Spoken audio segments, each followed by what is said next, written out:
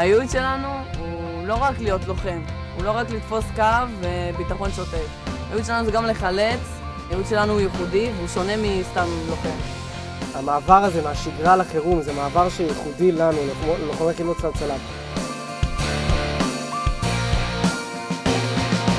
להכיר מלא דברים שבחיים לא ניסית, מלא חוויות, אם זה לישון בשטח, ואם זה החלק של הסדאות, לצבוע את הפנים בבוץ, מלא מלא מלא חוויות.